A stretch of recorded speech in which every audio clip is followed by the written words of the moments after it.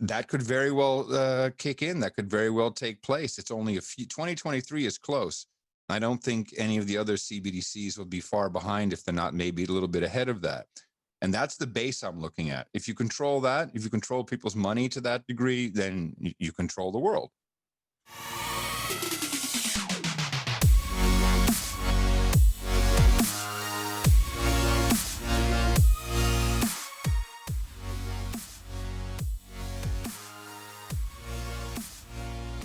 Let's go, man. I'm ready. Love it. Dude, first and foremost, thanks for coming on the show. Of course, my pleasure. Yeah, dude. It's kind of amazing, like this industry that I'm trying to be a part of and do something in. You are said inventor of it, basically. And a big fan of like what you're building, what you're trying to do, your show, like everything. It's just really amazing to actually get to sit down and talk with you about all this stuff, because the world's a bit of a crazy place right now, and you always have a brilliantly fascinating opinion on it. So, well, what's interesting, Guy, and thank you very much for inviting me on the podcast. You know, out of every weird period in time, we've had some great art. Vietnam had protest songs. But you can go back to every conflict, even the bubonic plague.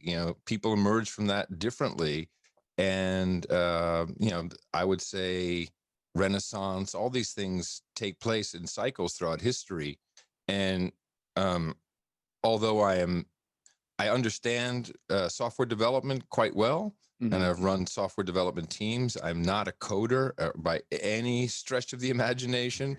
Go to 10 print. I love you. Go to 10. That kind of stuff is where I'm at. But I consider code to be, software development to be a science and an art. And I think what's happening in this period, it seems like Bitcoin really took a turn. Everybody was obviously kind of confined. What are you going to do? What are developers going to do? Oh, well, I guess I'll just do what I always do, only I'll do it at home. And lo and behold, we're getting all kinds of beautiful things, and you're a part of that. I'm a part of that. We're a part of, I won't even say it's an industry, really. It's more like a movement.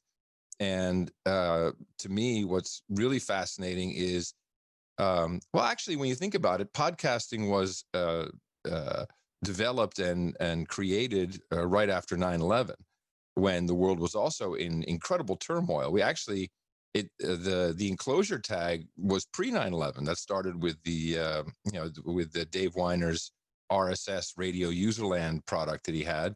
But after 9/11, when I saw the first iPod, that's when podcasting really came to be. So you have these periods in time where I think creativity and thinking changes and morphs, and it's so analogous to back then when we were developing podcasting to now see, because I just kind of jumped into the Bitcoin community by saying, oh, here's an implementation. I don't know shit all about anything, but I got money flowing, and that seems to be cool.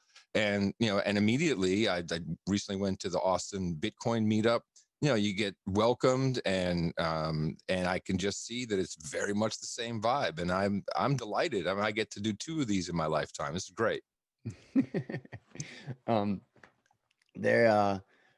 It's really interesting about that, the whole idea of hard times create good men, but like also hard times create good things. They create brilliant ideas. They really do. Like, I think there's kind of a stagnancy when there's no pressure to do something. Like, there's something about like the state or the idea of being human that really needs a goal, needs something to fix, needs something broken so that we have a direction to point in, I guess. Yeah, we're walking solutions, looking for problems as we go throughout life.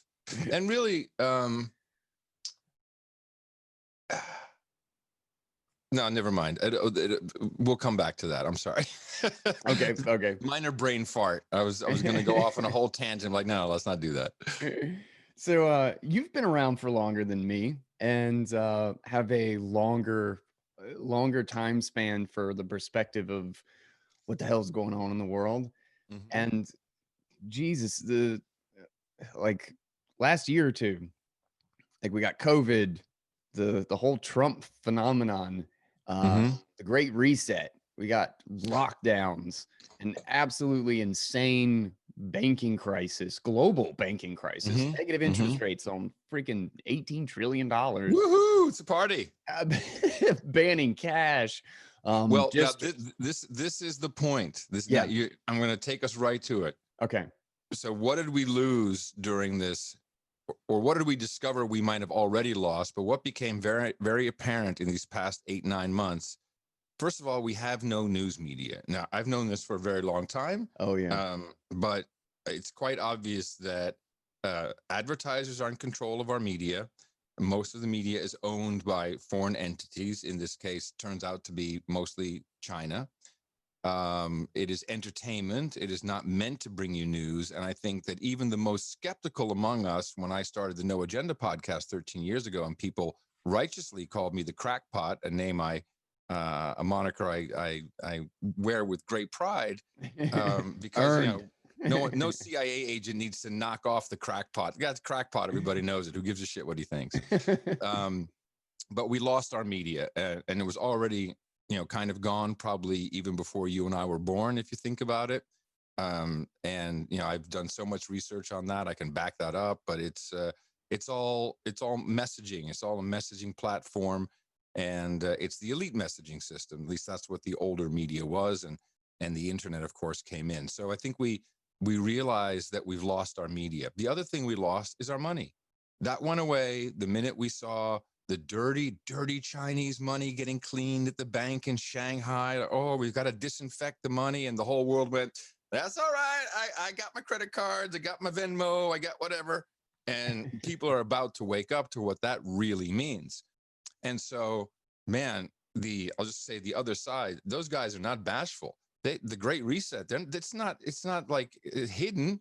It's in your face with It's been dreamscape videos, and this is your future. I mean, this is truly, truly crazy. it's a bit shocking how I really try to step back and like not believe in the whole conspiracy theorist. Oh, there's like some institution. Like I don't really believe in omnipotence, whether it's a government institution or a corporation or whatever. Like I think there's just a massive amount of incompetence and maliciousness through ignorance. And when incentives are wrong, things just kind of go in one direction. But this great reset stuff has been so out in the open and so broad that it really just makes me go like, what the fuck? Like, how could that be so prevalent? Excuse me. How could that be so prevalent if there wasn't some kind of general plan that a very large number of powerful people were basically on board with? You know what I mean? Yes, and I believe it may not save President Trump's reelection and presidency, but I believe we will in the next 5 years, come hell or high water. And honestly, I almost would say having Joe Biden and Kamala Harris persevere and take the Oval Office, that might actually be better, because we are going to it'll be a necessity for us to learn exactly how big these networks of criminality, really, how big they how it's true how big Yeah, they yeah. really are. And even at a micro level, I a couple of years ago I had a tax audit, and there was a write-off of a trailer that I used for my podcast on tours. And slept in it 2 nights in Yosemite that wasn't a podcast, and so they refused to let me write it all off. And that was I had to pay back $70,000. And when I Jesus. really looked into it, I was absolutely in my right standing, but it would take me $150,000 to mount a lawsuit.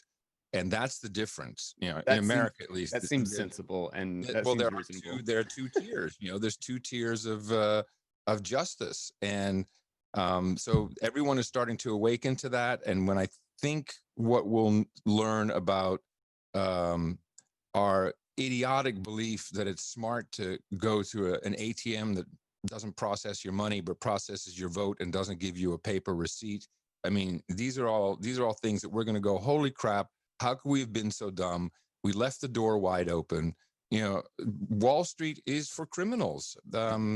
It's, you know, look at the HSBC money laundering, Mexican drug cartels laundering money through the bank, and they got caught, and then no one went to jail. And nothing happened. Like, Nothing yeah, happened. And who was on the board of directors then? James Comey. Exactly. Jesus. So these names keep popping up everywhere. You know, it's like, and it's really only a few. But the network of it's you know, it used to be called the Old Boys Network. It's existed forever. There's always been backroom deals, but now that a large enough percentage of the population has figured out that no, the internet is not Facebook, Twitter, YouTube, etc. There's, you can type in a different address and go somewhere else, and you can use the Fediverse, the Mastodon infrastructure, and have your own social network free of any tinkering or algos, etc. You can have an open and distributed content distribution platform that doesn't need a big player to make it work or to monetize it. You know, and the monetization part is what really got me, because I know that I'm uncancelable with my podcast because there's no advertising, and advertising is censorship. It's just the bottom line. Whether you're advertising for a Bitcoin company and don't want to talk about the competitor, I mean, you're self-censoring. There's always some form of censorship, but more likely what we see today in the cancel culture is advertisers don't want controversy, and people who stir up controversy, they immediately tag the advertiser, and the advertiser pulls out. It's that simple. So companies that survive on advertising, which is pretty much all the big Silicon Valley companies, big tech, they just preempt any controversy by removing it. Further down the line, now is what we're finding out is it becomes kind of freaky when pressure can force a company like Apple, who does not have an advertising model, to remove podcasts from their index, or PayPal and subsequently MasterCard, their payment processor, to literally deplatform people from using that. So that is my weakness, and necessity is always the mother of invention. You know, I wanted to broadcast 16 years ago, and podcasting came out of it. And now I wouldn't mind if I could continue to receive value back for the value I produce.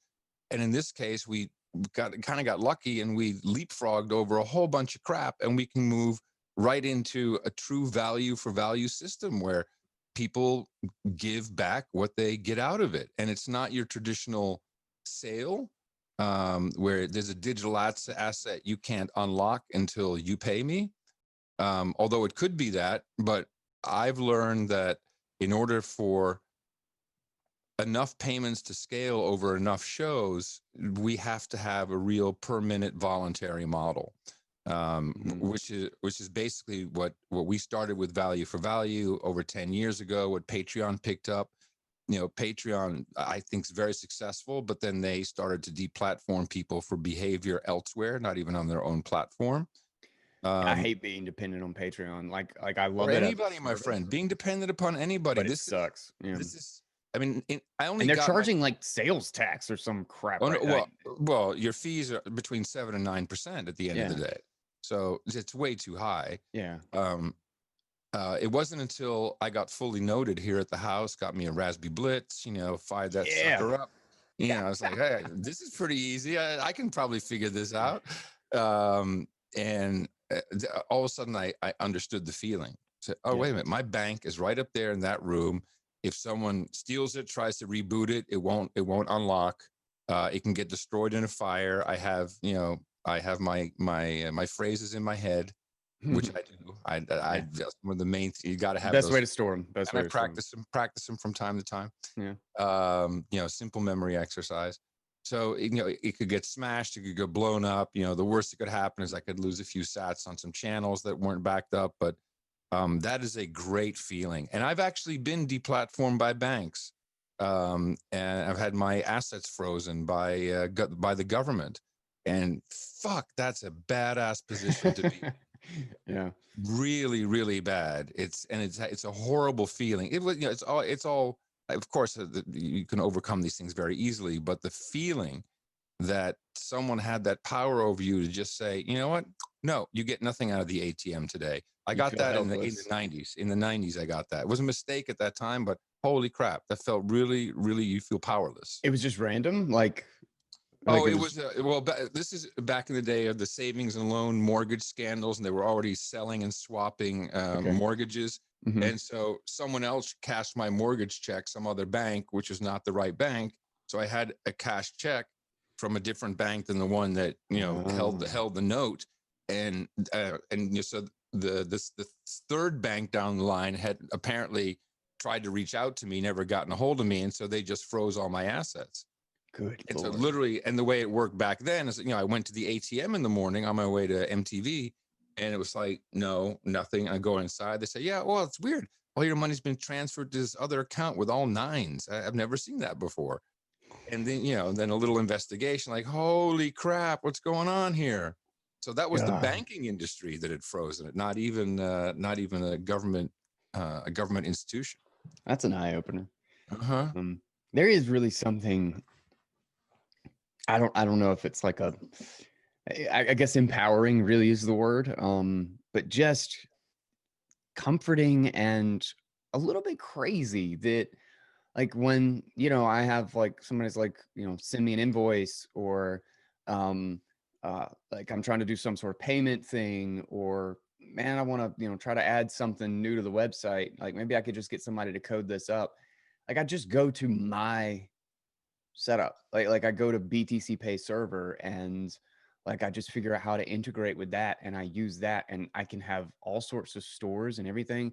Like I'm trying to do an invoice before, like I go to bill.com and like like it's all just like something else, which is some interface which requires a fee that's in front of some other company that then goes to my bank. You know what I mean? Like it's always like 3 layers of crap. And like nobody is looking at it. Nobody is asking me anything. I don't have permission. If for some reason I don't log in because their servers are down or something, it's irrelevant to me. Like I've got it. Like it's right here. I can just unplug the computer and plug it back in and go, Right. It's really nuts to think that like my whole banking and payments thing is just Well, also right here in the house. what Bitcoin has proven is, and this to me is probably the bigger picture, that you can have an agreement with someone that can be settled with someone you don't know and have no idea who they are. That this can cryptographically, we can assure that this very valuable thing I have over here was transferred to that person and received as the same valuable thing. And, we had a handshake agreement as to how that should happen, a digital handshake. This negates the need for, well, obviously banks, the entire finance, and that's really what runs most of the world is the financial interchange.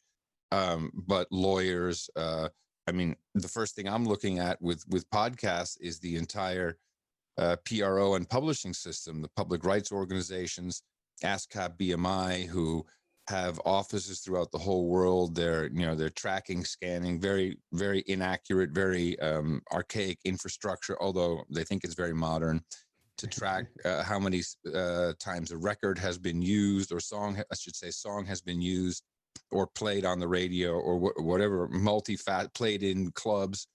And they kind of, take it averages, and they collect money from people who use that music, and then they distribute it. And, it can take 2 to 5 to infinity years to get your money down the line. And whereas, what we're doing with the lightning payments for podcasting is, from the get-go, we enable a split between any number of people responsible for the product. So when you're listening to a podcast in a podcasting 2.0 app or player, it sends a set amount of satoshis per minute down the line to everybody who was responsible for getting that to the listener. So 1% of that is to the app you're using, 1% is to the index to keep everything running, and 98% goes to the podcaster, who then can split it in an infinite number of ways. I want 20% for myself, 20% for my co-host. I want 20% for my investor. What do I have left? 40%. I want to have I might have a freelance writer. He's going to get 5% or she's going to get 5%. There's some person who's great at promoting the podcast. I want to hit them up for a bit, give them 5%. And so that'll happen of every single payment that comes down the line. And the listener can determine how much per hour that's worth to them. And, we're just basing it on the assumption that people value a podcast at minimum at $1 an hour. So you're talking 100 sats a minute, basically. And you just took away an entire infrastructure to get these types of royalty payments to people, and all the fucking money that gets caught on the gets caught along the way and sticks to other people's walls.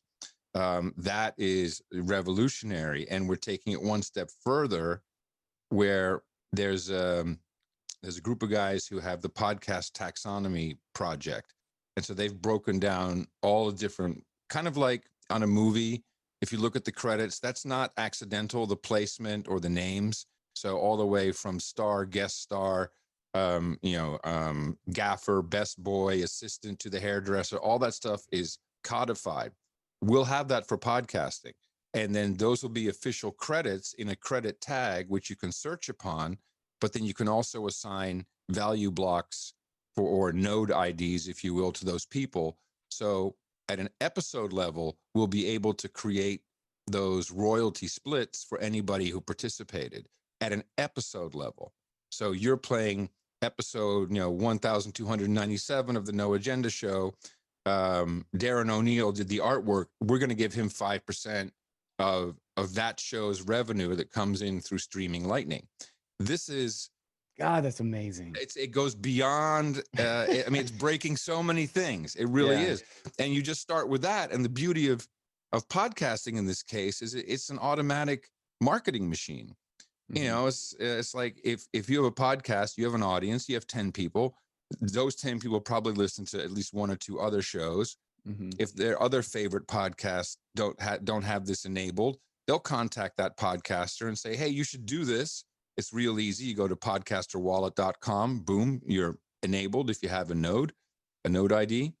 And that podcaster in turn tells their audience listens to other stuff, and it just builds very quickly. I've seen this feature rollout go very fast with podcasting. So I expect this, once we get a couple apps in the App Store that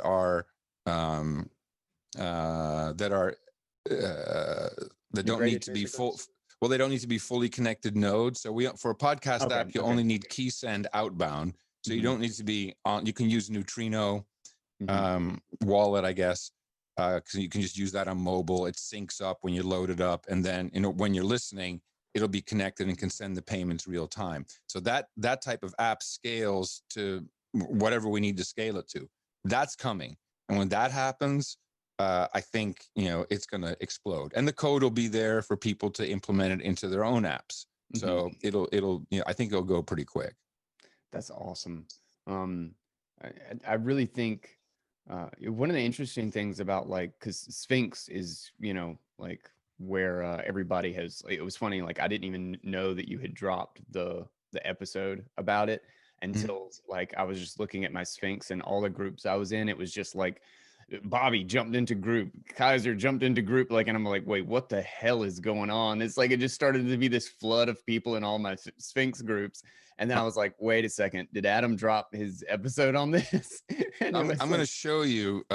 This is a Zap wallet. This is the log for the podcast index. I don't know if you can see that. Wait, you have the Zap connected to your. Yeah. So are you running Sphinx locally, like the one that no, this connecting it to your node? No, so this is the podcast index node. It's independent. Okay, so it's on actually it's a voltage.io node. But cool. 1% of everything that's happening on Sphinx is coming into the index node. That's our royalty, if you will, for keeping it running. So that's typically 3 Satoshis. And you can see that every minute of the day, there's Satoshis coming in. Now, if I'm a podcaster, these numbers are going to be much, much bigger. Look at that shit, man. It just goes on forever.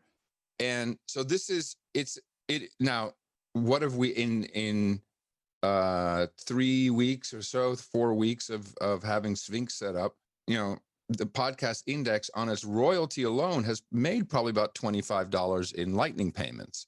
So imagine that's the 1%. Yeah. So imagine we can amplify this or multiply it by 100 or by 1,000. Then now it starts to get interesting for everybody, including podcast app and wallet developers. I mean, wallets are great, but what does a wallet do? You know, I see a lot of wallets. My phone is filled with wallets. The phone gets hot sometimes because the wallets are doing stuff. The battery goes down, but you can really only send from wallet A to wallet B. Some have, you know, easier onboarding for fiat. Others have a marketplace, you know, where you can go get gift cards and inbound liquidity, and you know, but what can you really do with it? But point of sale. Everyone has a point of sale interface. And now, well, just add podcasting. We have the API. It's there. You don't need to run a huge infrastructure. We do that. That's what podcastindex.org is all about, so that we can enable people to create great podcast experiences and finally be in the deal flow. App guys were always cut out. They're not a part of the ad buy. They have to sell their hard sweat labor for 99 cents in the app store. That's fucking insulting. Dude, I did like, that is one of those things. There's so many middlemen that are taking percents of like what's going on, which Exactly. I don't think they should be the ones, like, they're middlemen that seem unnecessary, that like shouldn't be there. Whereas somebody like who is actually in the podcast app, I would love to pay Overcast, you know, like a 1% or 2% of everything that I listen to for making Overcast, keeping it up and making it work and adding features and doing all this stuff. They basically deserve to be some sort of a middleman or like in on the cut, like for the people, the number of people and the number of hours that they make useful and like entertaining for people. Exactly. And they didn't, you know, they never did. Well, they were never in the deal. They were never a part of the deal flow, and I'll take that as my bad, because when we developed podcasting, I didn't have to think about, well, in general, as a broadcaster, I never had to think about radios. There's always radios. Right? Everyone's got a radio. You got a radio in the car. You got a transistor radio. You got a boombox. Everyone has a radio. What's your problem? We don't need radios. But today's apps are literally radios, and we were seeing a quick diminishing of apps. We were seeing apps that were tied to the Apple index, which, although they've been great stewards of podcasting, they have their own agendas, and so we don't know how many people they reject from their index, but we certainly know when they take them out, and that happens. So when you take Joe Rogan out because he goes voluntarily, or you take Alex Jones out because he didn't fit Apple's corporate image, either way, the app guys get screwed. Those are popular shows. And so all of a sudden, why would I use this app when the two shows I like, as an example, are not available? Then you're going to pick up a newer radio, and that became Spotify. And I'm like, fuck those guys. No, seriously. That's why I stepped back into this. I'm like, what is going on? Where are the leaders in our space? And for a whole bunch of reasons, it's been pretty stagnant for a decade.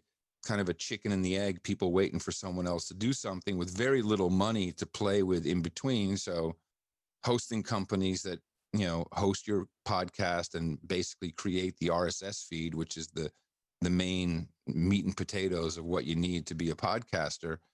They're running really lean. You know, they can't just throw development resources at everything that might look promising without a use case or a business case. And so I decided, since I have nothing to lose and I know how to raise money, which we've done successfully and continue to do for Podcast Index, because it's what it is, a value for value company. We don't charge anybody anything outright. We ask for value. So that's going to be both from people who support the idea, and many developers have actually given us money. Say, hey, thanks. I could pay per API access over here, but I'd rather give you guys $50, or here's $20 a month. Keep at least one of your 25 servers running. That's now you're talking some true value for value. If anyone comes out of this a Silicon Valley billionaire, then we fucked it up. So hopefully it'll be a little more evenly distributed, but there should be enough. There should be more than enough for everybody. Yeah. Break down, give me a little bit on, particularly for the audience. I know I've got a lot of new people who are kind of fresh on a lot of these terms and the technicals of this. Give me a breakdown of the stack in the podcasting setup, like the RSS feed, like where the actual audio is stored, the app, like where in that whole stack do the payments land? Okay. Yeah. That's a good question. So the RSS infrastructure is essentially the same as it's always been. It's completely decentralized, where every individual has to publish two things to have a podcast. One is at least a media file. I'll just say MP3 to make it easy, but it could be video, Sure. and an RSS feed. And the RSS feed is just an XML feed that is a control and organization representation of your show. So it has episodes listed in there, and each episode has details about the episode. And the episode details are where the file lives, if there's a web page for it, could be specific artwork for that episode. So you have a few very basic set things. And as long as you have that and people have a way to find your feed, then the podcast app can subscribe to it. When Apple came into the mix, they created kind of the special iTunes at the time, one-click subscribe, which was what was necessary because we didn't have a central place. And, obviously smaller apps were able to subscribe to feeds if you just copy and pasted it in. But running an index of feeds is a gargantuan job because, as it turns out, when you have a decentralized system with RSS feeds, everyone does their RSS feed just a little bit differently. So the number of exceptions are outrageous. And there's also a lot of human error. Like, oh, here's artwork for this image. It's 10 megabytes. So now you get to the point where you have a little phone that is doing all that aggregating and looking at feeds. And then you say, I want to play, the Bitcoin Audible podcast. And it has to download 10 megabytes of image just to display it. You see where the shortcomings in the experience start to crop up. Yeah. So this is why an index was needed. And our idea was our index is immutable. I mean, it will be immutable eventually, either on IPFS or some other form of open ledger. Who the hell knows? Something will pop up. I'm waiting for that lightning solution, honestly. Well, something's going to happen. There's no doubt about it. So we just want to make sure we have the collection with everything in it. Yeah. So to make it easier for these apps, instead of them maintaining and always having to parse these feeds, which can get quite large, and your experience is going to be limited if your phone is doing all of that work. So the index delivers an API and does all that work under the hood. So the podcast index is an abstraction of the actual infrastructure of podcasting, which is just a whole bunch of RSS feeds and MP3 files all over the world on all kinds of servers and devices that are just waiting to serve that information up.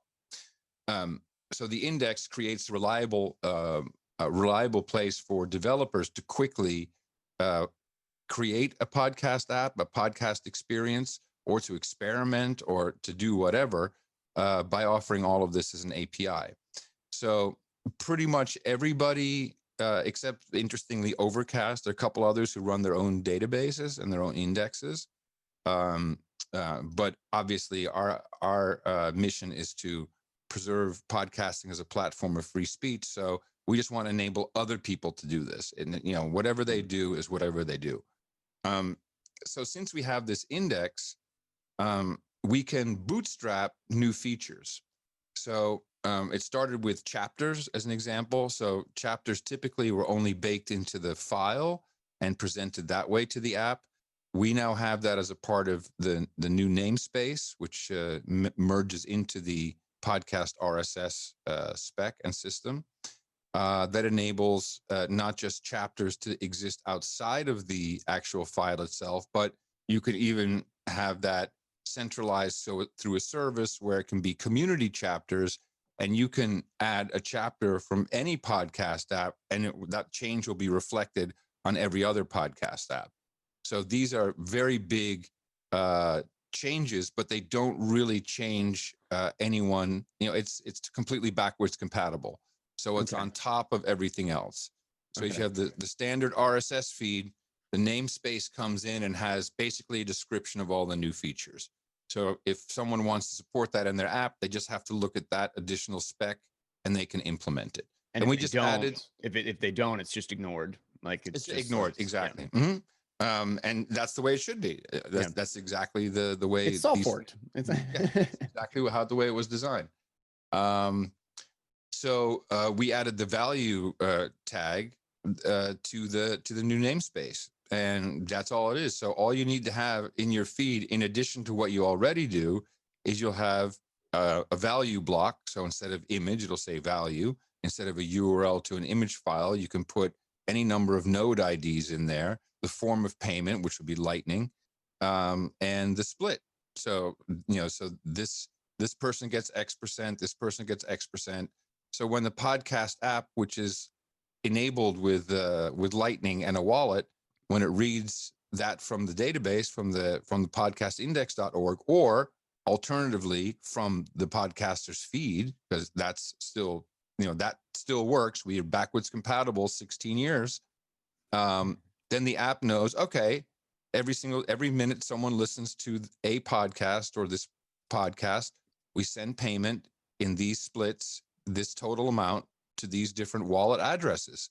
So there's literally no one in between the person who is enjoying the product and the person who did the artwork for that product. They don't have to know each other, but the artist will still get his or her 5% for listening to that episode of every payment that the listener makes. I mean, it's a beautiful system.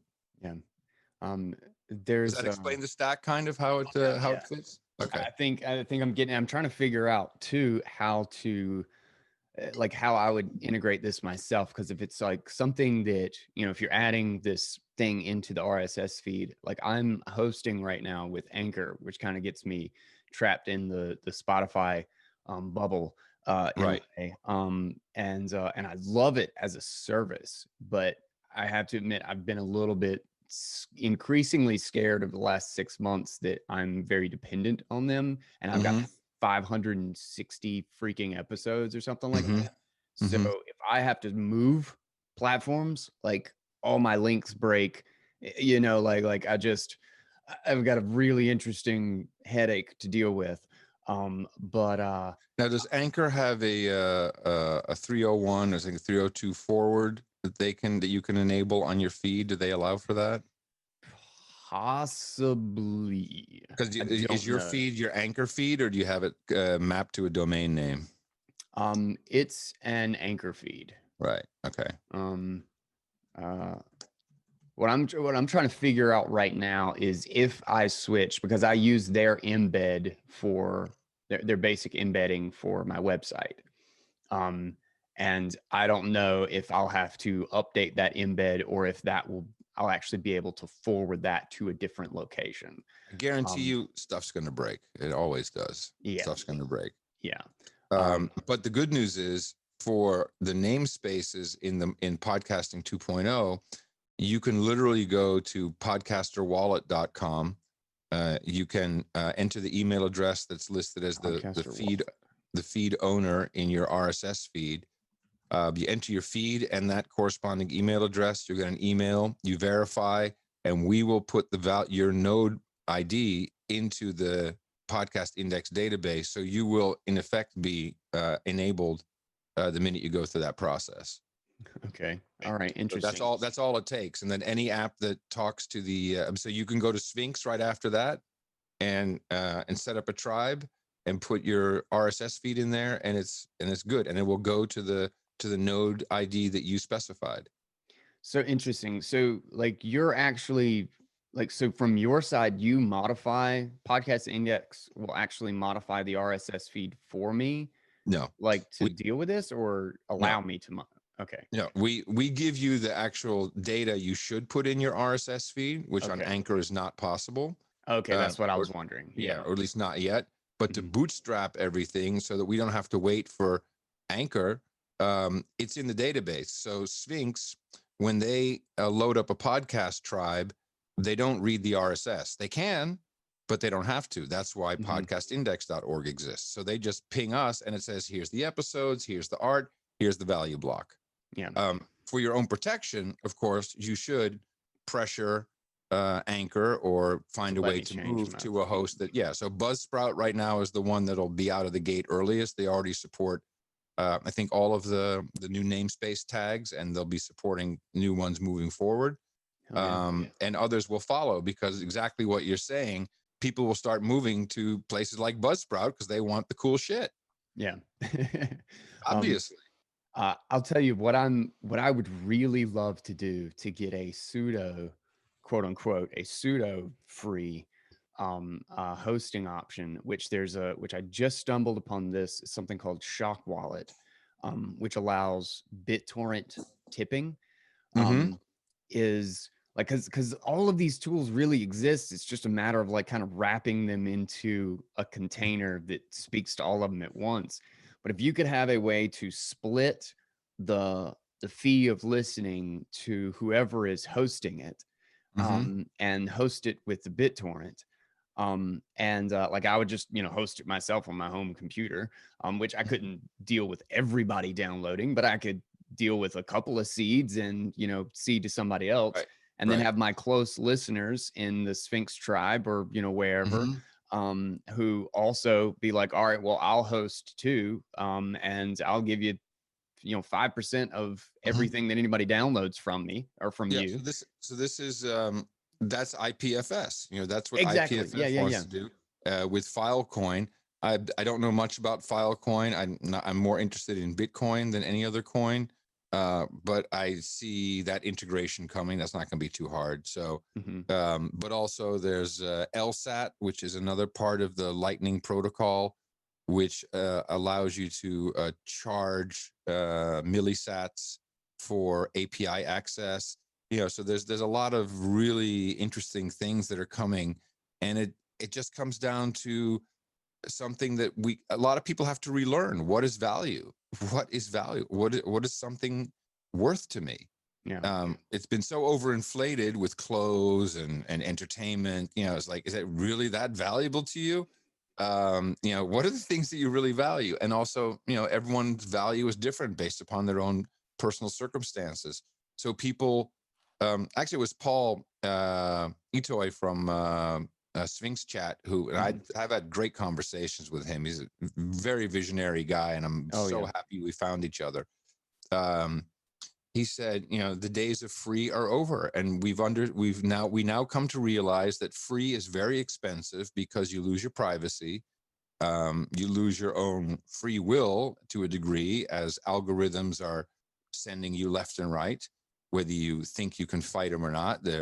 What you see is all you know, and that's been a very expensive lesson. And I think people are, what I've seen with the Fediverse and Mastodon servers is people enjoy the experience when it's free of algos. It's like, oh, this is kind of a peaceful experience. I don't feel all jittery about being on it because there's likes and noises and blips and bloops flying all the time, which in the big tech world are times, if you Mhm. you log into Twitter, you're going to see I have this many mentions, and you look at that, and then if it looks like you're not scrolling anymore, you'll all of a sudden get 4 more notifications.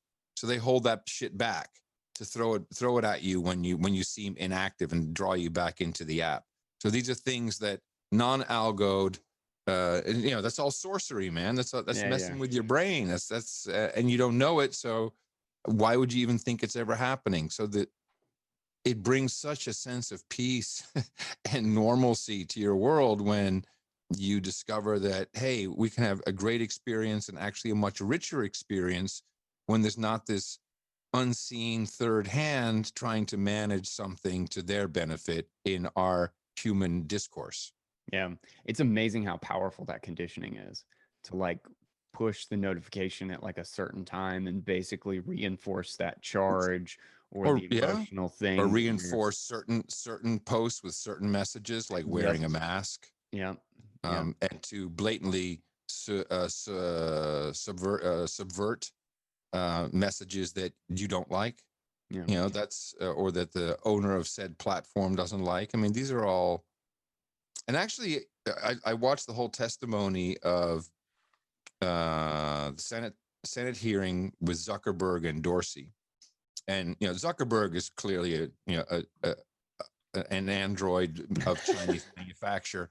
I was about to say a robot, man. Yeah, obviously.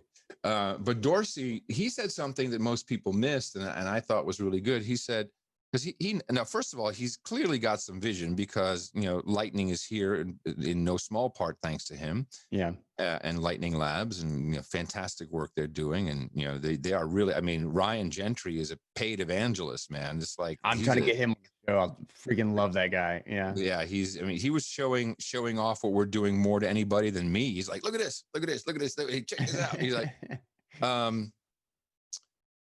Dorsey at one point said, I think that, because they were talking about algorithms and how they shadow ban, etc. And he said, well, I'd like to in the future have people can choose from algorithms. And I kind of like that idea. Like, I choose the make me angry drug, I choose the make me happy drug, and because that's truly what it is. As we know, is not a secret that these machines are very effective at releasing dopamine and giving you charging you for good or for bad.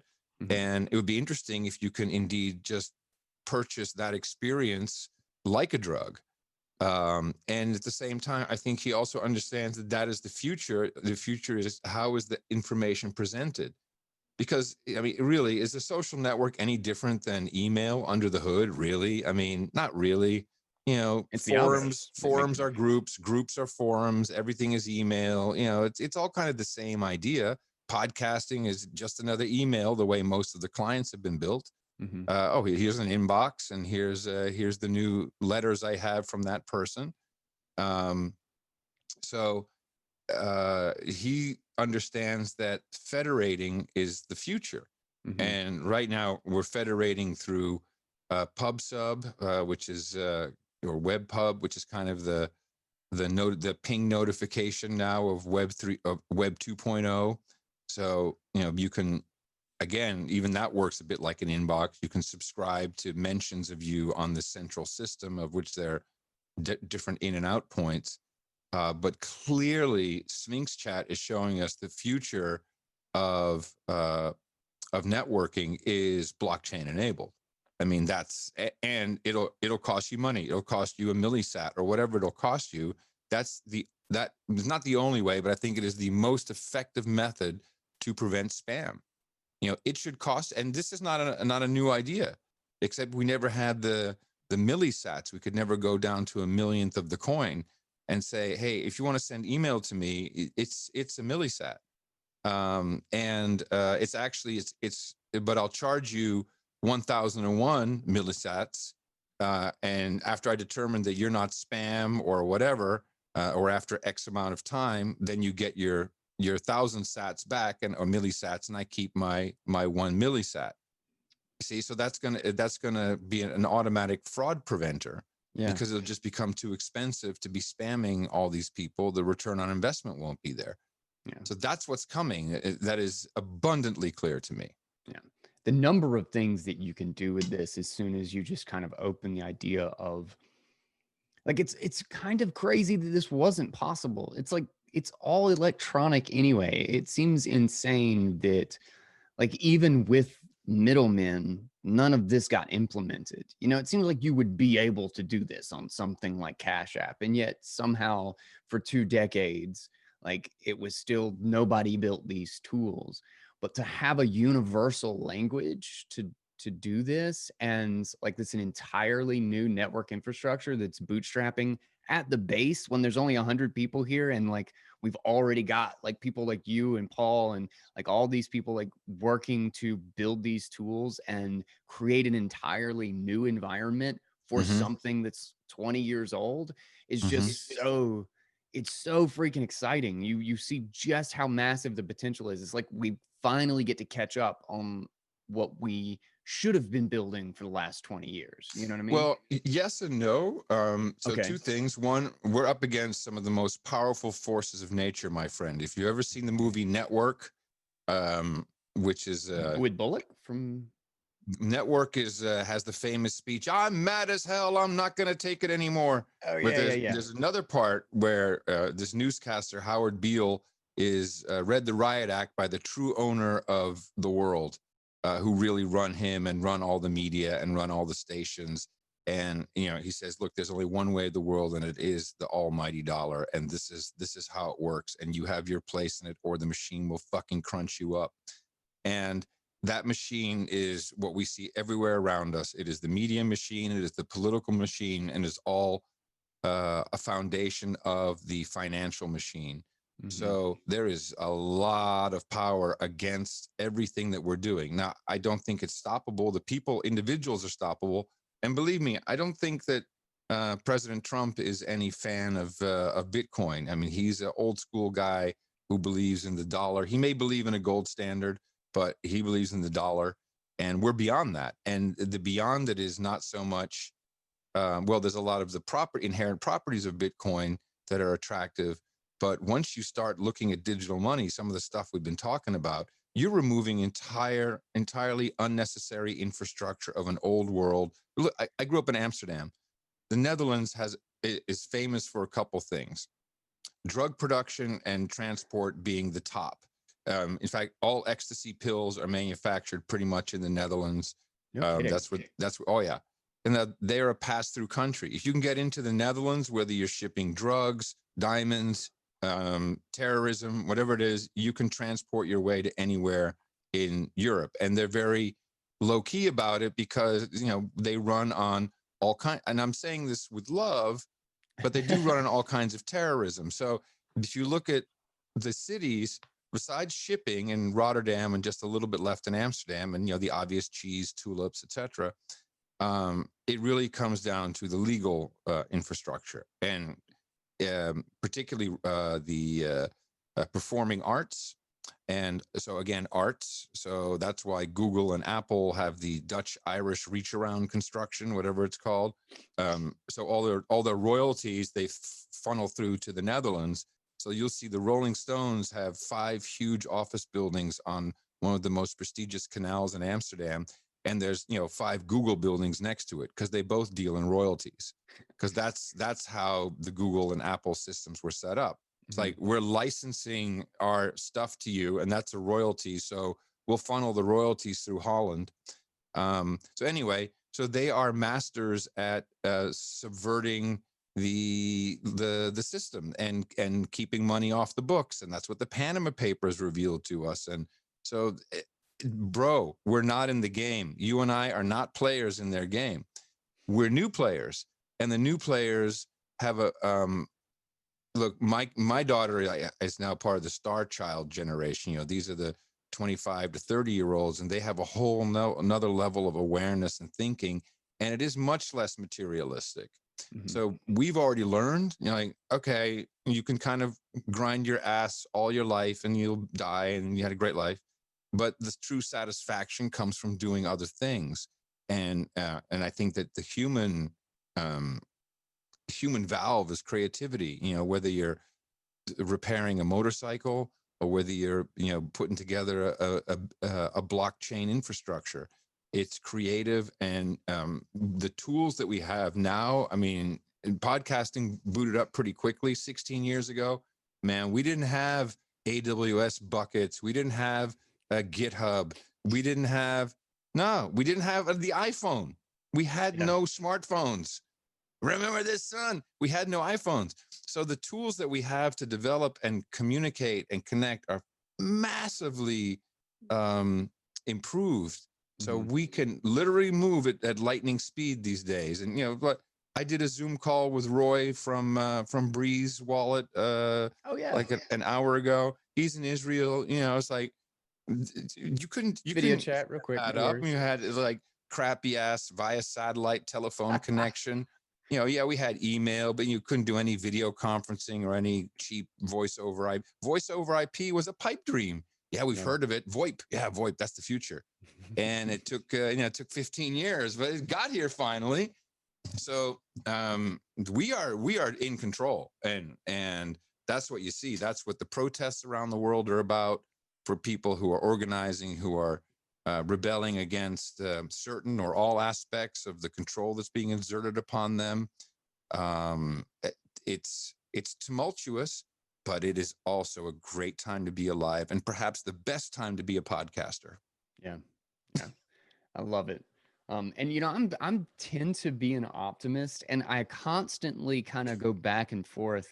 Like the algorithm thing is like an interesting example, Yeah. because like particularly when you become aware of it, it doesn't seem to, like, I don't have much effect, I think, in the social media aspect of it, but it's fascinating. Like, I use my VPN less for explicitly for privacy. Like, I mean, I do use it for that, but I also really just use it to find search results. I literally have to, if I'm looking for something specific, I will literally search it from like 3 or 4 different countries Mm-hmm. to Oh, sure. try to find it, because if I'm in a Sure. different country, it'll give me a different story.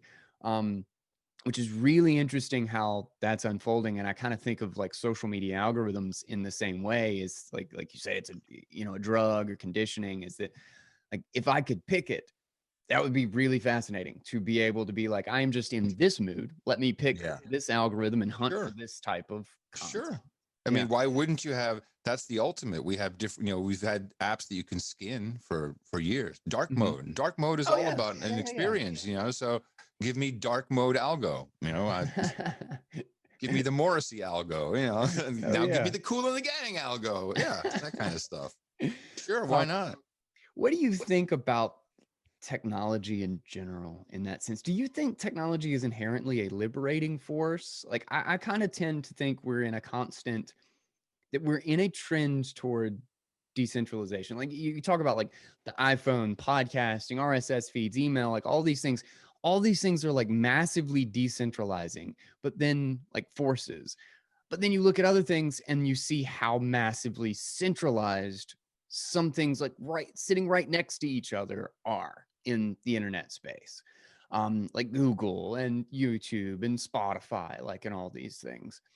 Do you, so I tend to think it's a 2 steps forward, 1 step back sort of cycle, and that 2020 is definitely one of those 1 step back eras.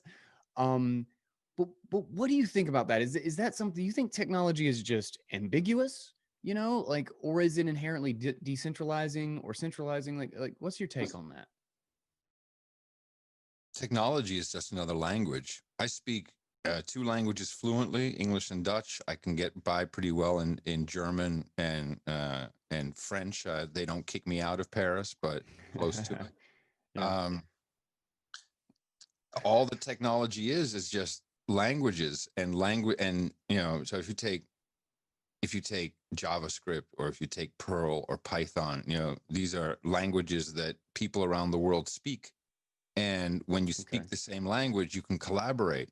And out of that has come new languages that smaller groups started to speak, and they started to do stuff with that language, and then it became bigger. And there's corporate languages like Go. There's all kinds of stuff that crops up, but it truly is like Bitcoin. Bitcoin is just numbers. It's just a language. It may feel like this wad of cash is being transported through a blockchain and pooped into your wallet, but of course you're just agreeing on a number. Yeah. So you can put that number in your pocket. You can swallow the piece of paper. It's unstoppable. So in that sense, it is ubiquitous. But it's that's why when I hear politicians say, "Oh, learn to code," yeah, everybody can speak the language, but not everybody is a poet. You Yeah. know, and Yeah. so this is poetry in motion. That's what it is. That's what technology is to me. And it can be used for anything, just as language can and should be. The analogy to language is so fascinating to me because it's almost like money, like code, like all of these things really just seem to be extensions of it. Like it is Mm-hmm. just like language at a different layer, you know? Sure. And the internet itself is just language attached to media. I'm listening to a book right now, The Information, I believe. Mm-hmm. And there's a fascinating story about how uh, African tribes actually discovered a insanely long distance communication mechanism way before we did, like way before like the quote unquote Western world did. We Mm-hmm. didn't even realize it because we didn't understand it. But like their drums, they would Yeah. beat drums, and it was actually a language. They would share Mm-hmm. tones and Yep. ideas, and And they had a uh, relay system built in, yeah, everything. Yeah. yeah, Yeah. yeah. It was fascinating. I had never heard this. Somebody recommended this book, and I'm like, it's been stuck Well, in my brain all day. that's the Iliad. That's with the torches on the mountains. I mean, this Yeah. gone back for years. And what is it kicked off with Morse code, man? I mean, what is Morse code but just a little language made out of blips and blops? Yeah. Technology has always been about communicating something somehow, Yeah. and you get to communicate. Money is, and I agree with this. Money is free speech, Oh yeah. and money Oh is yeah. just pure free speech. So and let's just say value, and what is something you value and you're willing to part with, it's all just language. What is a dollar bill? It's just paper with words on it, printed all fancy, but it's just another language. So, Yeah. And it ends but up being a certificate for how much you valued a thing in the past versus what you can get today. Like it's just a statement. It's a statement with skin in the game about your comparison. You yeah. know. So today's generation, which is very comfortable with the idea of digital payments, will probably have to get some awakenings before they realize that this is not a great way to do it.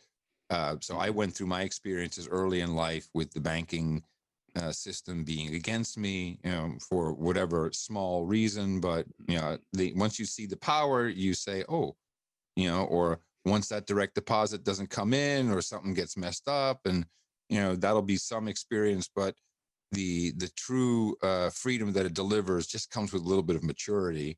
But the idea of having a wallet that transfers value from A to B, I think that's so ingrained. I think that this generation is good to go on that. We just need more reasons to do it. And that means, at some point, I got to be able to pay my rent in Bitcoin. That's going to be possible. It will be possible in some cases already. But, we have to, once we get enough money in the system, then it just goes back and forth. That's what I like about Lightning. It just goes back and forth in channels, and then whenever, as long as if we can keep it in there and not have to go to fiat to make our purchases for living, then you got a system, man. And it's as far as I understand it, pretty indestructible. Yeah. Do you think this is like in your experience? I mean, like I kind of love this. Like, usually when you get somebody who's not specifically developer in Lightning, they don't drop all LSATs and neutrino and all that stuff. So I mean, it's usually having to re-explain it over and over. But do you, in your experience, is this robust enough and scalable enough? Like, do you really see this as like what we will be using in 10 years? Like, Lightning specifically, yeah, Lightning specifically. Yeah. because I mean, for me, Bitcoin itself, just on the regular old mainnet, became a necessity for me. With my daughter being in Rotterdam, um, she's in the creative field, so funds were running short for her during the lockdown, and of course, Daddy-O's here to help. But I got a little tired of the $75 wire fee, the 3-day wait, all this jazz, the lock on my account until it's gone. And so I said, let's do this on Bitcoin. And she's complete from zero, got herself. Now I did ask which company would be good for her in Europe, because the SEPA, SEPA, is the general European financial network. So you could, as long as you have a wallet that's connected to that, then you can transfer it to any bank account in the EU. So I got her set up and, send her whatever she needed, and, was there verified within 10 minutes or 15 minutes. That was a huge eye opener. And I'm like, okay, we're never doing this any other way. So that was one. And the lightning piece is what really enables, I would say, this is second layer. And we've been looking at all these all the altcoins, which have by default been second layer because you buy them with Bitcoin, at least in general. So that's all kind of second layer technology, but it has all of its issues, which we've seen throughout, kind of the altcoin craze. And Lightning has yet to be proven. And I'm in particular interested how many simultaneous micropayments a single Raspberry Blitz node can handle. I don't know yet, but if I've got, obviously it's not the amount of money, but if I have a 2,000 simultaneous HTLCs being performed, I don't know. So we'll see about the actual performance there. And now, of course, I have a large audience, which, and when you release a podcast, a lot of stuff happens at the same time, which is quite interesting on bandwidth, et cetera, to see that, when we push a terabit a second for like 20 minutes. Oh yeah, it's crazy. It's crazy. And yeah, it's that nuts. But for now, what I see, I mean, you just want instantaneous payments. You want super speed. KeySend enables the payment without an invoice, which is super sexy. I mean, we didn't have that, So I think that's almost as big as not having to copy and paste your RSS feed. Now you just, I got this person's node ID. Here's your payment. Boom, done. So I think that adoption will be simple. And as always, it's the onboarding, but is it really? I don't see that problem. It's just we need more stuff to do. So hopefully podcasting is broad enough, which I think it is, that that we can convert the 100 million United States podcast listeners. We can convert 1% of them to using a Bitcoin Lightning enabled podcast app. At $1 an hour, you're talking about $1 million that's flowing through the Lightning network on a daily basis. Yeah. Because that's what the number is. 100 million people listen in America, an average of 1 hour a day. So take 1% is 1 million people. Take 1 hour, that's $1 million. Take 1% of that for an app, that's $10,000 if you can run it all through your app. So the numbers add up real quick. And the machine works. That's what's so beautiful. I mean, as we've been talking, yeah, it's maybe 30 sats, but I got 30 sats. Actually, more than that. And it's just flowing, and it makes you excited. It doesn't matter that it's 10 cents. It doesn't matter. I just need to get more people sending me 10 cents. That's all. Yeah. That's a much different story than it's not working. Yeah. So, yeah. And then, so will that scale? Man, I sure hope so. But there's a lot of smart people involved. Yeah. And there's also so many incentives within the native internal markets of Lightning. Now with Lightning Pool, where you can essentially, that's so exciting. It's beyond crazy because you're enabling people to use your money, yet your money never leaves you. Yeah. So it's services without custody. Exactly. It's like, what? How does that even work? And that, of course, is because of the trust we can build with multi-sig and the cryptographic trust that we know that we're doing business appropriately with somebody. That by itself, if I ran a hedge fund, I'd be putting I got a lot of my money in it. I put I haven't installed the pool stuff yet, but I'm going to, because it seems like, well, I just got money sitting here on the node, mine as well. So that's so many reasons to bring in money and liquidity and networking and expand the graph and the routing. That to me, it seems like a no-brainer. And I say that because I'm not a smart super guy, but I look at it, I can do some simple math. Like, okay, yeah, this makes sense. So anyone else who kind of looks at it will figure it out. And I think shows like yours, it helps people understand and brings them along on this ride much more than any white paper can do, or or Twitter post. You know, I think this is the kind of stuff that helps people really get engaged, get involved, and start to understand. I mean, I had my personal Bitcoin guru, Dennis Parker, who just patiently sat with me for years and years and years. I've never even met him, you know, DMing me stuff. And when I was really negative and like, this Bitcoin is bullshit, it's the beanie babies of money, get out of here. He just held steadfast, you know, and took me through that curve. And so I think that's what a lot of these podcasts do as well, is help people kind of get into it and flow and see the opportunities, and we'll have the next crazy ideas coming out of this. Yeah.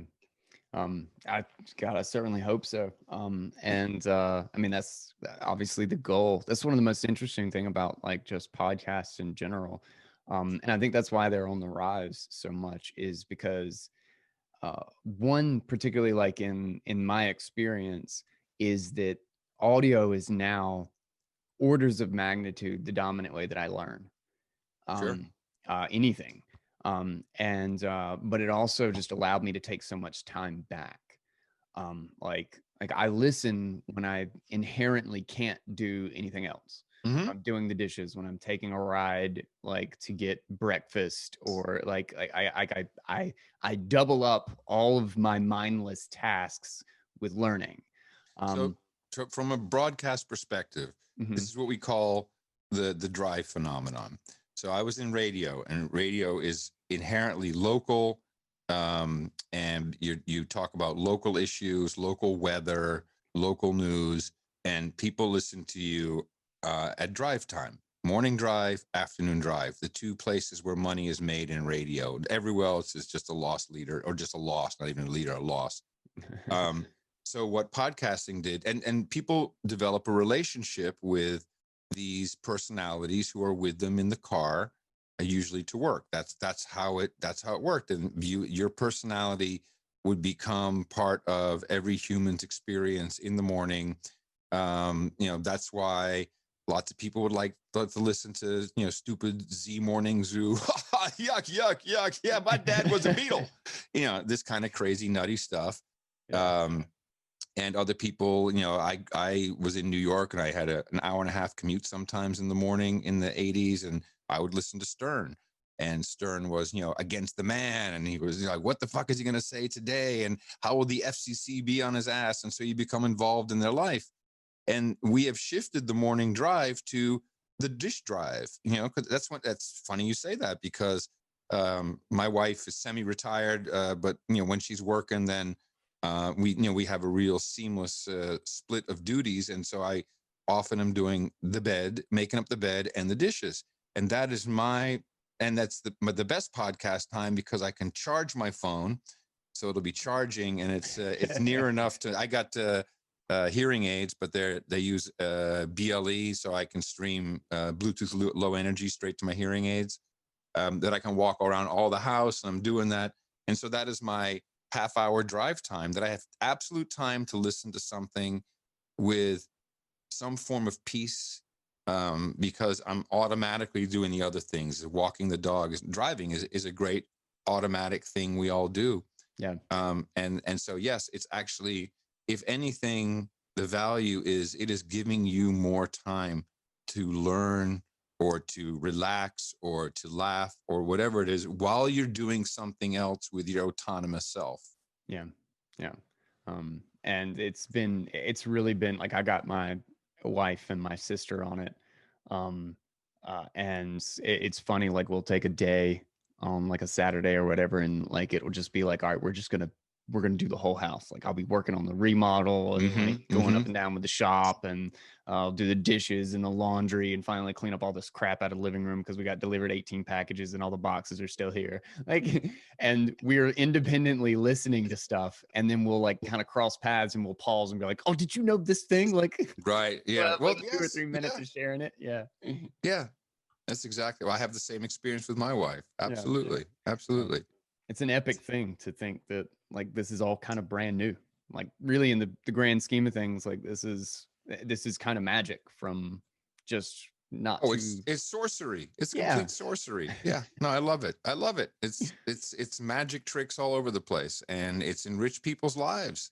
and it's brought people together. And I mean, what Joe Rogan is doing with long form interviews is such a literal breath of fresh air. Oh yeah. And you see the machine pushing against him, Mm-hmm. It's like, well, we can't have that. We can't have people. It's like this whole Thanksgiving thing. Like, oh man, you can't God. test your way into Thanksgiving. So all we hear about for months is get a test before you go anywhere. And now it's like, you want to go somewhere? Well, a test isn't going to help. Dude, they don't want us to be happy. They don't want us to be with family and talk to people and figure the shit out. That's what's going on here. Don't congregate, you citizens. Stay at home. We need to stay apart to come together. Dude, when Fauci was like, after that, like my thinking is like, I don't trust the vaccine.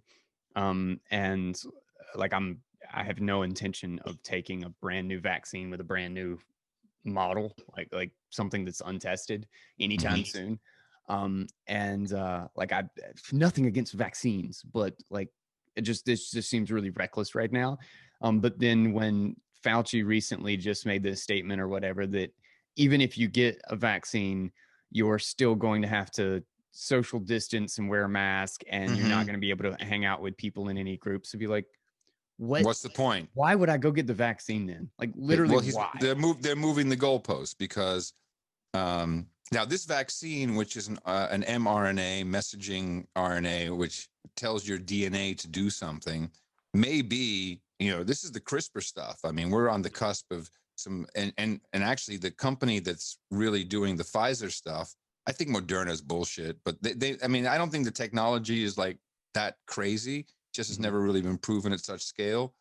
They may be onto something for personalized medicine. That's what BioNTech does, is they create personal cancer medication based upon your DNA. So, and believe me, there's a reason why 23andMe and all these companies were there. And everyone's going to get recommendations for your personal shot that is going to protect you from all evils of the world. May be great. I don't know. This particular exercise is, and I do believe that this has been premeditated. There's enough evidence for it with, the war games that Harvard or Harvard Medical School did, the Bloomberg Harvard Medical School in New York with the what was it, the 102 exercise, which is exactly for this, for a coronavirus. They ran it only a few months before the actual thing happened. And what you're serious? Oh yes, what was it called? Section 102, or they war gamed this whole thing, and it's all the usual suspects. And there's enough evidence that all this also goes back to the AIDS epidemic in the 80s, which I lost a lot of people, friends of mine. But what happened is they were diagnosed, they went into the hospital, never came out because they were treated there with a rejected chemotherapy drug, AZT. And that's what killed people, in my opinion. I'm not a doctor, but in my opinion. So, we have a pandemic based upon a polymerase chain reaction, which is PCR, which is not a test. It's not intended to be a test. It's an identifier. It's an amplification of some DNA to see if you can find a shred of anything. So I think we're probably looking at a high 90% false positive rate, which is just scaring the shit out of people. We've been, particularly young people, have been shamed into, well, if you fucking breathe anywhere, you could be killing grandma. Literally. How many times I talk to you? No. You don't want an empty chair at Thanksgiving table next year because you didn't wear a mask. Now, this is terrorism. And they're going to try, we'll see, they're going to try to wrap it all up with an app. And we had Qantas Airlines this morning announced that as soon as they're back up and truly flying a lot of people back and forth, international travelers will have to have a proof of vaccination, and it will come in the form of an app that you have to present while boarding, but probably while ticketing. We've heard, I have a disagreement with my co-host Dvorak about this, but there's the door. Got a package. Yes, Ticketmaster announced that they would be doing this for their venues. He doesn't believe it. I do. I think that this, it'll either be you've been tested or you've been vaccinated, and that will be, you will need some kind of what they're calling a health passport being implemented everywhere. I mean, it's not. This is part of the Great Reset, and I fully expect, just to make it more messed up, I fully expect some kind of cyber event to take place as well. And I think that's when Bitcoin may be very important. But in general, they'll do anything for control. It sounds so conspiratorial, but I've been living this. I've been seeing it. It's so clear. Just listen to the Great Reset podcast. I mean, just listen to what they're actually saying, and they're I've talking actually been about meaning all to of do this that. stuff. Yeah, it's kind of good. You know, they got the abbreviated version, which is like 20, 30 minutes each episode, but they're all in there. And all the bankers, all the central bankers, the policy people. And it's what better way to control people than with health? Yeah. It's so good. You back it up by controlling their money. You know, it's like and now it's been positioned as, if you don't wear a mask, you're probably going to kill somebody. Yeah. And there's such a shame. I mean, I couldn't believe I heard Marco from Overcast say that he had gotten COVID and he was ashamed.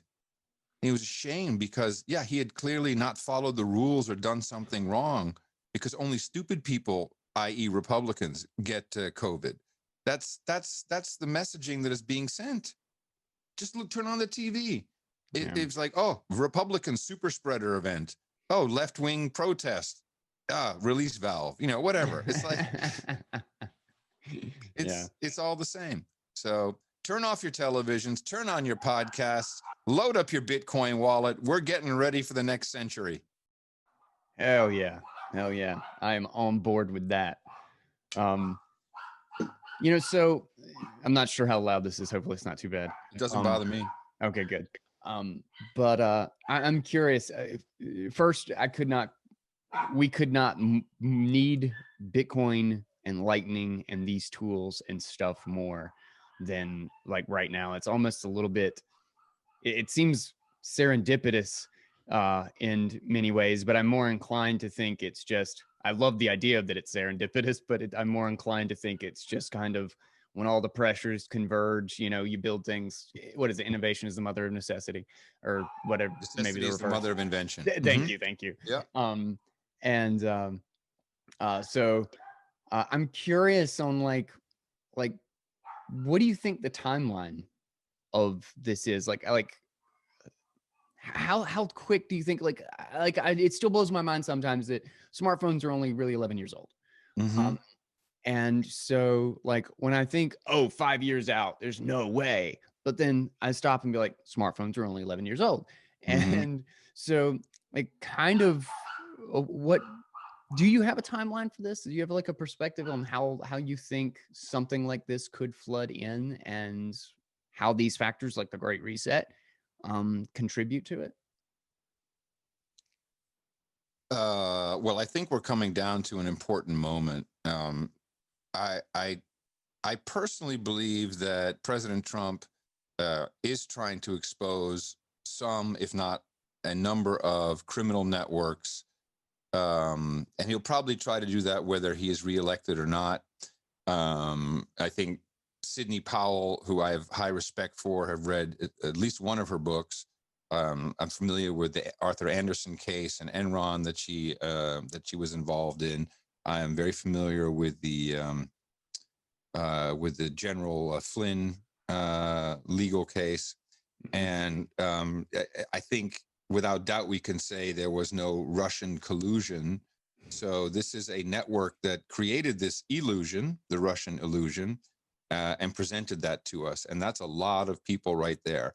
So once we start exposing that, if it can be done, there will, it really, you know what this is? It's the Great Reset versus the Great Awakening.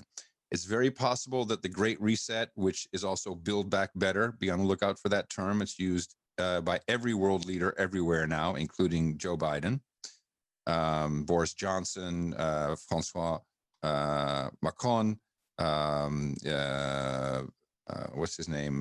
Mark Rutte in the Netherlands. it's the prime minister in New Zealand. They're all talking about build back better. And this is a globalist plan to really enslave everybody, have them on some kind of universal basic income, which we're very close to right now. That's what these payments are all about. This is why the central banks want to create the central bank digital coin. Fed Now is a real project that's slated for 2023. The real reason for that, of course, is to have better control, not only to be able to pay citizens directly to keep them at home and, keep them being a resource recycling machine. It's like push money in, go buy something, rinse, repeat, do it again. To just basically be used as an audience for all products of the world. That's what their plan is for the U.S., to continue to move manufacturing offshore. That could very well kick in. That could very well take place. It's only 2023 is close. I don't think any of the other CBDCs will be far behind, if they're not maybe a little bit ahead of that. And that's the base I'm looking at. If you control that, if you control people's money to that degree, then you control the world. People will need some proof in front of their eyes to believe that they've been duped. If you just want to get a taste of how long this has been going on, listen to any George Carlin stand-up routine. He has been talking about, he was talking about this for years and years and years. So it is truly a great awakening that we learn of the control and the just evil douchebaggery that's been taking place to take advantage of us. And it's at every scale, every level. Wars being the biggest one. War. It's a racket. We actually send our children to go die for bankers, but we dress it in a flag and do all kinds of other stuff. Feel real good before everybody dies. Which is really cynical, about taking someone's patriotism and converting it into killing for your own personal benefit. But that's always what's been going on with war. Just it's people so get taught differently. And that's one more thing, I'm sorry, is education. We are now seeing, hold on a second. Not only is the educational system crap, they really don't care about my children at all, at all, at all, at all. They have way many, the teachers' unions have problems that have nothing to do with the children. What are they learning now that parents are seeing this crap at home on Zoom? They're like, what? No. So education, that's where it's going to start probably. And that's the best place to start. Mm-hmm. In my mind, take your kid out of school, homeschooling. There's tons of clubs and resources and people you can figure out how to do that with. And give your kid your old laptop and a Linux distro CD and tell them to set it up and install a web server and then get back to you. Because teach them those little skills. Teach them that, a web server can be on your own personal laptop, that you can run your own email, that you could set up, you can download the Mastodon software and set it up on a laptop and pop some ports open and have your buddies on it. This is the stuff kids should be learning. Yeah. So we're teaching them shit. We're probably indoctrinating them. And a country that cannot survive when you teach its children to hate the country. And I think a lot of that has been going on. Yeah. Man, don't even get me started on education. That's actually where we have to start. Probably that's the best place. Teach these kids some Bitcoin, man. Teach them what's really going on. Don't give them the crap. It's like, and this is human nature, guy. AOL was a huge success story. America Online, and people got email, and they had places to talk, and you had information sources, and then at the gates of AOL, people were just like, hey, what's that internet thing out there? We hear that's all the cool shit, porn. That's all the cool shit out there. We want to get to, hey, AOL, we want the cool shit. And then AOL went, okay, we'll give you a little browser here, but it's not, careful. Your mileage may vary. You could get hurt out there on the scary internet. And within a few years, AOL was no longer an information provider. They were a dial-up provider. People just use them to get straight to the internet. People want that. They want the unknown. They want the scary. And I think children should be taught that that's okay. Yeah. Yeah. It's amazing how many problems stem from, the the inherent control in money. And back to an earlier point, I was just talking about how like I tend to be an optimist. In this day and age, I have to admit, without Bitcoin, like without Lightning, without this movement, and without all the people who seem to see things kind of with this same framework of like, we really need to be independent. We need to explore and take risks and go out there and like, why are you watching the news? You know, like this whole mentality seems to be really wrapped up in Bitcoin and is spreading it very quickly. I know people who were totally on the other side of this thing, and I was absolutely. I was too. And then like came into this space and then kind of looked back, and it was like, oh crap, that's a shit show. Like I'm not going back there. And I'd have a really hard time being optimistic about the future without it right now. But I gotta say, one of the things about Lightning so far is that there hasn't really been a unique experience. The tools itself have been fascinating. The technology is fascinating, but we've been in a bootstrapping phase for a long time. Couple Like years. getting long time in Bitcoin feels like a decade. Oh, okay. Yeah. It's been like 2 years. Yeah, it's not. Yeah. That's not that long. But we've been in the get Keysen to work, get LN auth to work, like sort of stuff, just the real key tools. Sure. And I've been finally using it a lot with just Fold and Strike, just being able to buy gift cards and get like a discount. And I gotta say, this podcasting thing that you're heading off and that Paul is working on with Sphinx and stuff, this is the first thing that I have been using regularly now and getting really excited about, that I don't stop and think. It takes me a little bit to think like I'm actually using Lightning in Bitcoin. I'm doing it because it's a new thing to do rather than an excuse to use Lightning. You know what I mean?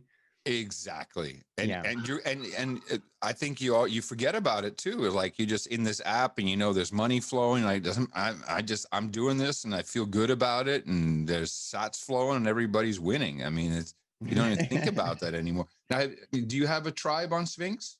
Yeah. It's the Bitcoin Audionauts. Do you have your podcast in there? Yeah, I got my podcast in there. Just added it the other day. Do you have the Bitcoin? Do you have it Lightning enabled? Oh yeah. Okay. Oh good. Yeah, I've got it all running. I just need to get on the index, to see if I can migrate my RSS feed and do something. Well, all you have to do is do the podcaster wallet, and then don't choose the Sphinx option. Just choose I have a node, and then post whatever node you want in there, and then and it works. Then you go back into your tribe, and you can add your RSS feed in the tribe settings. There's an app URL and a feed URL. Just put your RSS feed there, and right away sats start streaming. And let me know, because I'll start streaming them too. All right, hell yeah, man. Well, I gotta say, this has been awesome and an honor. Having you on the show. It's been great fun, man. I've been looking forward to this, and thank you for being patient with me. Had a lot of incoming requests, and so I'm just trying to schedule it all a little bit. Perfectly understandable. Yeah. When somebody gets hard into Bitcoin, or when Bitcoiners find out that Adam Curry, of all people, is running a Lightning node and decides to use Neutrino and like is dropping all the technical names. I know, man. Like, LSAT. I said it. I dropped an LSAT or two. Hell yeah. But this is awesome. I'm gonna be following this thing like crazy. I've been listening to Podcasting 2.0 in the app. In fact, it's quickly becoming like my main one, except for the fact that I don't have all the tribes. But TFTC, Suze, I'm not sure if he's actually adding his Bitcoin and Co. Like, I've started listening to this. I'm kind of now using this. Well, spread the word about about podcasterwallet.com, because for people who are already on Sphinx, it's great. I mean, it's going to take a while before we have more apps. We've got a whole bunch of it's actually newpodcastapps.com is where we've listed. Let me add that too. We're just starting to build this list. That's all the apps that have come out of podcastindex.org and what they support. We don't have the Lightning stuff on there yet, but as I said, I think Breeze will come out with a podcast enabled wallet or app. Yeah, Excited. that's going to be huge, because then we can scale. Then we can see what we can really do. Because what's it going to be? You got 1,000 people start listening at the same time. What the hell's going to happen? I can't wait to break it.